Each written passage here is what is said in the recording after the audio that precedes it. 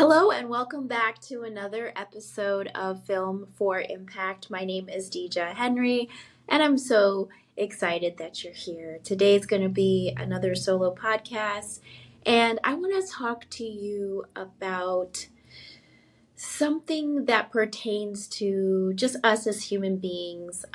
You may be a creative, you may be a filmmaker, you may be going after something in your life, and this pertains to me as a filmmaker. I think it's really important. This lesson I'm going to share with you that I learned um, that is actually affecting, has affected my life as a creative. And it surprisingly may not seem directly related, but it's going to be related. So basically, this topic is about letting go. And I know we've heard it before, let go, let God, let go. There is even that song, Let It Go. And it's one thing to hear it, but it's another thing to figure out how it actually works. How can you work through letting go, and why is it even so important? I think once you understand why it's so important and what's actually at stake, then you understand how important it is to do it, and that it's a process to do it, but it's a process you need to pay attention to. So I'm going to tell you kind of a story. So about a month ago, or actually a little over a month ago, I had kind of reached this strange place in my life. So the past few months, from like January, February, up into a month ago, have been extremely stressful and very crazy. I finished my first documentary. I've made about 15 films. So I had transferable experience to the documentary, but this was my first documentary. And I was full of so much anxiety because there were so many people counting on me. The budget was the biggest budget I've ever worked with. And I had people coming in from California and other states to come work on the documentary. Um, my editor was in California, and, just working across time zones and trying to figure things out, like a trial by fire. And just not wanting to fail people. I just wanted to do a good job. I wanted to honor the stories that we were covering, and I know I put pressure on myself, but I feel really proud of the project right now. It is like 99.9% finished, and I can't wait to share it. It's on prison reentry, and I think it's going to be really powerful. So as it often happens, and if you're an actor, filmmaker, performer, whatever, you know that when a project is done, there's kind of this like a little bit of a low, the adrenaline stops, and you kind of have to get back to normal life a little bit till you find your next work. So I was starting to feel like I had some more mental space, which is great. It's what one does when they have a little more time. And I noticed these feelings were coming up, these feelings that I hadn't had for quite some time. Feelings of frustration in terms of wondering if I should be in a different market, a bigger market for acting, um, just feeling frustrated and stuck, and then like feeling angry at my husband. And it was like turning into this big thing in my mind all by myself. And finally, it got to the point where my heart was racing, and I was like, wait a minute, what's going on? This isn't me. I've come to peace with so many things, and I don't even want to move because I have two kids in high school. They're doing really good. I'm learning my business. Like, my husband's business is growing. I know eventually we will, but I don't want to do it now. And I've had my conversation with my husband over the year. Like, I'm like, what is going on? This is an old fight coming up. And I was like, okay, this is weird, and I don't know what this is. And I didn't like it. That's one thing. I was very frustrated. I was like, I don't want this feeling because it's an old feeling. So the next day, thank goodness, I so happened to have an appointment with my therapist, and I told her what this feeling was. And as I was talking, I realized that the feeling was kind of fear, in that every opportunity that I see or have experience open with filmmaking, every door that opens, every step I take, it's further, it's bigger, it's grander, it's exciting. I'm making progress, but I feel like it's getting further and further away from acting, which was why I started all of this. I always wanted to have a production company since I was a teenager. Yes, I have stories to tell, but the thing that truly just lights me up is performance and acting. And, it's not an easy dream to have. But yeah, so I was telling her, I just feel like I'm moving forward in filmmaking, but moving further away from acting. And I said, I just can't seem to let go. And she said, maybe that's what God's waiting for. And I was like, okay, if there was a mic, it would have been dropped right now. So, okay, so I started thinking, I'm going to try. I'm gonna put that in my mind for the next 30 days until my next appointment. I'm just gonna be letting go. And it's gonna be a verb and it's gonna be present and it's gonna be progress. And I wasn't like thinking I'm going to for sure be letting go and I'm going to get this right away. So I went into the next day understanding that this is a journey. So I wake up the next morning and I go about my business and I'm on YouTube and I see something about this acting class or something in like or some kind of class about getting an agent or something like that. And immediately I had this feeling like, oh, I should be doing that. And then this huge feeling of discontent. And then this huge feeling of frustration. And it was the first time I realized how quickly, easily, and sneakily this feeling comes up.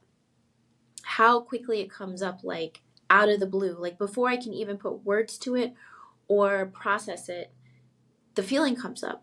And I noticed the whole day it was happening over and over and over again, like at least, like almost every hour or something. And I was like, whoa, this is crazy. Like, I'm having this feeling all the time. So, as God would have it, the next day I had a meeting with, or appointment with my doctor, who's a doctor of osteopathy. And if you have a doctor of osteopathy, you know that they don't immediately start you on medicine. They kind of treat the whole body and they do some body work. Um, and I really, really love my doctor. I loved my doctor before so much as well. She was more of a traditional medical doctor. It's just her practice was growing, and I couldn't really get in to see her that often. So, but I think she's amazing, and I'm so grateful for my new doctor as well because this new therapy, this new approach is really helping me. I'm really getting some progress. So if you don't know this, I have multiple sclerosis, and one of my big symptoms is pain in my body. And going to this route has been really helpful. So, okay, so my doctor's working, doing cranial, sacral, whatever, head, working on this head. And he sits me up and he's like, Dija, your breathing got really rapid. I don't know, are you feeling depression because of pain or pain because of depression? It's really wrapped up together. And I was like, I don't know. And then he was like, are you feeling emotional? And I was like, no, I'm not feeling. And so like the tears started rolling down my cheeks. And I just realized I had been holding a lot in because, a week earlier, a good friend had passed away. And then within a week, a family friend passed away. Like my dad's friend for like 65 years passed away. My husband had been out of the country for a couple weeks at that point. I wasn't sleeping. I was in extraordinary amounts of pain, like for weeks and weeks. It was just going on, and I couldn't sleep. And I was also feeling a little frustrated from my career, that feeling I was telling you about before. And while I was talking, it felt like someone took a poker and like poked it into my back. And my back started to spasm. And I was like, telling my doctor, I'm like, my back is spasming. I don't know what's going on. So he wheeled around to the back and he was like, this wasn't here before. And he worked on the back and it calmed down. And it just dawned on me. Just the thought, all of these thoughts, just the speaking about it was hurting me, causing me pain. Like it was the most clearest thing I've ever had. Like, guys, I've been in like chronic pain for 30 years now. And it's almost like habit. It's almost like I just live with it and I don't realize how much pain I'm in until someone like asks me, "Are you okay?" or "What's going on?" And it's like the emotion and the mental catches up with the physical, and because I've been detaching it to just keep going. And so I was like, this thing is twisting, it's literally twisting my body up. Like I'll wake up twisted up at night. It feels like my doctor always has to like untwist my hips and my back. And I'm like, Lord have mercy, this is serious. I have to let go because I get in so much pain that I can't even think. And I need my mind in order to be creative. I get in so much pain I can't even sit and type, and I need my body so I can type and write and be on set and act. And I'm like, oh no, this is a full-on attack on my dreams. And it has been for so many years. And so it was so powerful, you guys, just to see that immediate feedback. And so in the next few days, more things were coming up. So one major thing was I realized I'd been holding on to an old way of pursuing acting.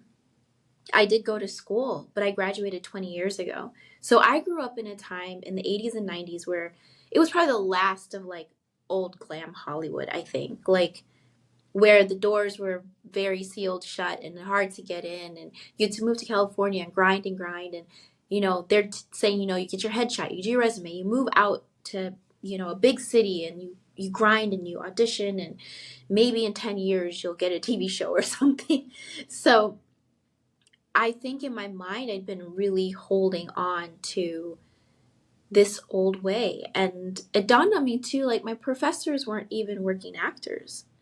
So who's to say what they were saying was right? And we never talked about the business. So I had invented some way in my mind all this time that I have to be somewhere else. Granted, for the past 10 years, I've been making short films and figuring this out. And I have been acting for the past 20 years professionally. And maybe everything's not as big as I want it to be, but I'm kind of doing everything I want to do. I just want to level up, And it's like, I know I have this feeling that God is preparing something for me because I'm not like a 20-year-old trying to go into a market and grind who has no experience. I'm in my 40s. I've paid my dues. I've been on sets. I've done every job on a set except for gaffing. I've done every job. Every job in theater. Yes, every job in theater and every job in film except for being a gaffer. And I've done live productions, live TV, like I have experience. Of course, like if I go somewhere to a bigger market, they're not going to know who I am. Of course, y'all don't know who I am unless you listen to this podcast or you're on my email list or something. But you wouldn't know me from a film, like a big movie. But I feel like God's preparing something. Like he has been preparing me, and I feel like it's going to meet up with something. I just know it. But yeah, so back to the story. I had to let go of something that didn't make sense. It was not legitimate. It was not a legitimate thing to hold on to. So like, what was I holding on to? Which leads me to the next big epiphany was I went back to Genesis to read.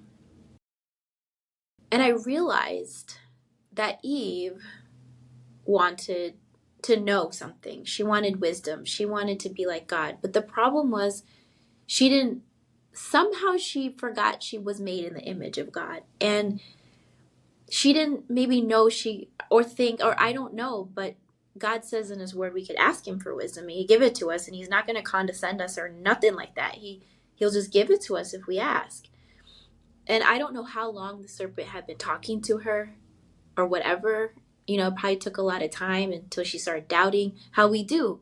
It takes time. It's a little seed, and then we noodle on it. It takes time, and then you think it's real. Like, I thought it was real that I have to do acting this one way. And so I realized that just like Eve, I was eating from the tree of knowledge of good and evil. All that means is that she chose her own way of getting what she wanted, even though what she wanted wasn't bad.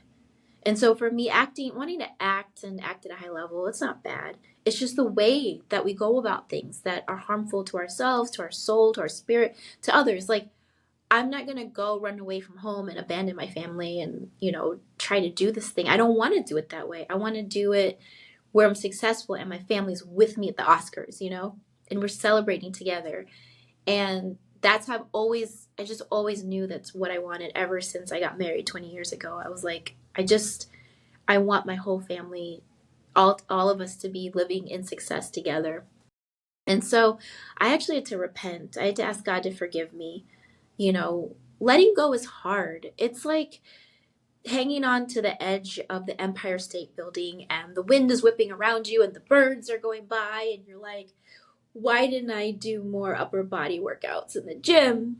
Can I dial 911 with one hand? Is there reception up here? And you're looking down and you're like, okay, everything looks like an ant and I'm going to be a splattered ant soon. And you just start praying and you hear God say, let go. That's what it feels like when you hold on to something for so long. Your idea of something, like what it should look like, what it should be like. And that's just not the journey of life. And especially, I feel like for artists, um, there's just no, it's just no one path, like art is so based on who you are, your art and you, and how you approach it and the work that comes out of you. You're birthing things. Like, each thing you birth is unique and you're unique. And so our paths are unique. I would say everyone's path is unique, but I would say the professional path of an artist is very unique compared to other things. Um, and being an entrepreneur, like, it's all mixed up. Like, you have the uniqueness of an artist, and then on top of it, you're an entrepreneur if you're an artist. Whether you like it or not, you are the product if you're an artist. And a lot of us don't like it. But it's so unique and you cannot base it off anyone else. And the only way to really make it is to follow God. Like, the Bible says he's a lamp and a light unto our path and a lamp unto our feet. And it's like a lamp or a light on a path illuminates just so much. And you have to follow that and follow that and follow that. And the Bible says for us not to lean on our own understanding, but to trust God in all our ways. And he will make our paths straight. And that's in Proverbs 3:5. And that's the only like consistent thing in this journey of being an artist. And I tell that story to encourage you to examine and see what you have to let go of. Because I'm going to tell you something. It's been 30 or 40 days. I've been keeping track, like documenting it, not day by day, because obviously I'm like, I don't know. Oh no, I had my appointment. So it's been almost 40 days. And I have booked 4 acting jobs in 40 days. That's crazy. And another potential one just came through. Haven't sealed the deal yet, but was reached out to. And that's crazy, guys. I didn't even have to try. Like, 3 of them came to me. One of them I auditioned for and booked on the spot and got hired for an independent feature, faith-based film. It's the most I've ever been paid for a film. You guys, that's coming from letting go. Like, I let go of the thing I was afraid of, and on top of that, I haven't had to take my sleep aid to go to sleep. I think I took half of one time because I had a car accident, which I'll talk about more, and I wasn't in the car, just so you know. So I did take a little, but like, it's been months. I've had days where I've been in almost no pain. That's not happened to me for years, dare I say, decades, you guys. Been able to sleep, been able to work all day. You guys, like, this is so powerful. I want you to understand, like, letting go is so powerful because it's like you're holding something and God, you're holding your fist, your hand in a fist. If you're listening to this, I'm holding my hand in a fist. And God can't put anything in your hand if your hand is held in a fist. So open your hand and let it go. Now, how do you let go? Well, first of all, it's awareness. And I gave myself 30 days. I was like, I'm just going to be aware for 30 days. I'm not going to try to fix it. I'm not going to try to change it. I'm not going to, try to analyze it, or I'm just going to be aware. So I think awareness in and of itself is healing because I got aware of my thoughts, my negative thoughts. I got aware of when they happen, when they're attacking. And then I also got aware that things were ridiculous. And then the rest kind of worked itself out. I talked it out. Definitely talking helped. And I'm so grateful that I had these two appointments back to back, like right when I was having these major feelings. And then I I was able to talk about it. So I would say, like, talk about it with somebody that you trust, or journal it, or pray and just let yourself be aware. So now the next thing I'm realizing is God wants me to let go of my future. So that's a major thing. Like, I'm a my one of my strengths literally is like futurist thinking. I love to think about the future. Like, when I'm in a heavy situation and it's like crazy on set, I'm always a steps ahead in my brain. Like, I'm playing chess, I'm always gonna be steps ahead. Like, like it's a blessing and a curse. But letting go, because I'm looking at my business right now and I'm making some shifts, some pivots, and trying to figure things out. And God's saying let go of that too, which is very hard.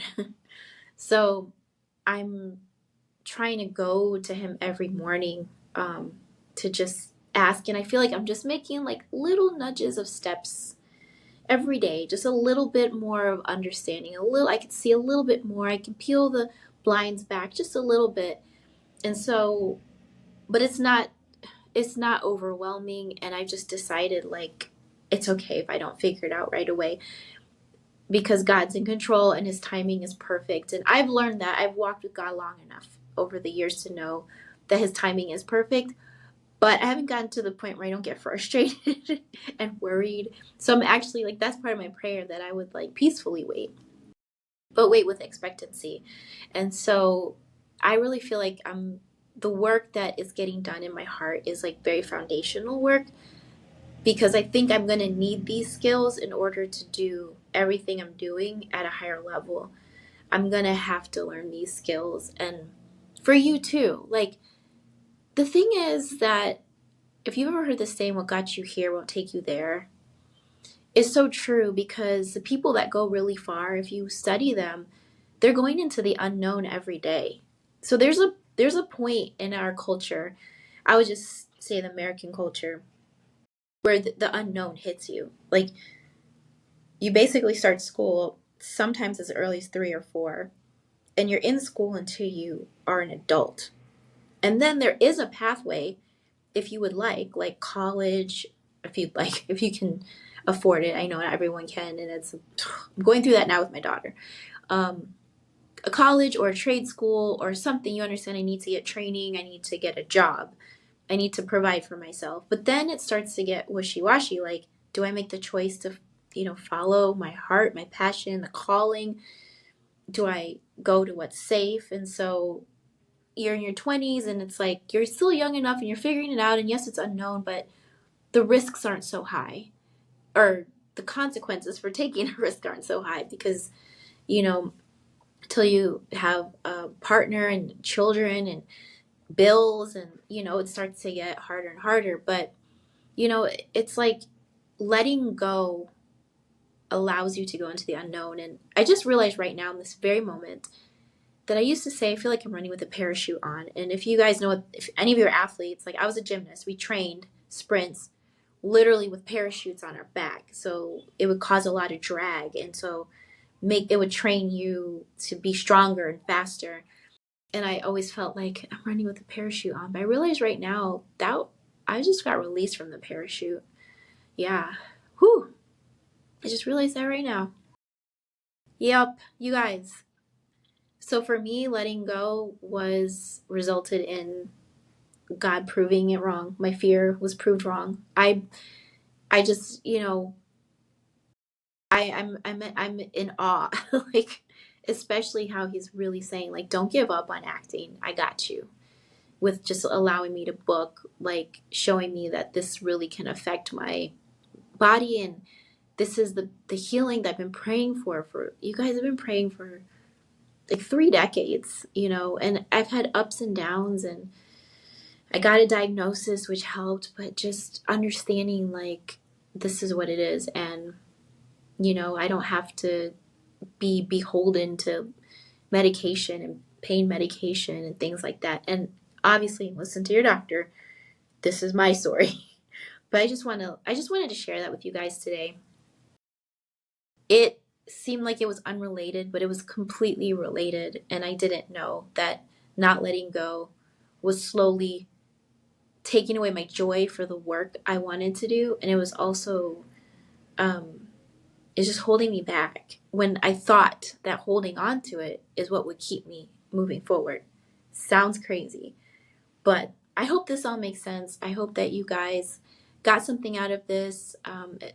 If you're an artist, you're creative, you're trying to follow your calling, you're trying to make an impact, let go and let God show you. Don't force it to be figured out right away. Just be aware. Just open your eyes and look around and let Him show you what you're supposed to do, what He has for you. Just, it's step by step. The first thing is let go, open your hand, be aware, So I think I've said that over and over again, but I just want to say thanks so much for listening today. I hope that this was helpful. And if you want, you can follow me on Instagram at thebluehouse.co. That's my production company. And then you can follow me at Dija Renuka. That's D as in deer, IJARENUKA on Instagram. And I will see you guys in the next episode. Bye.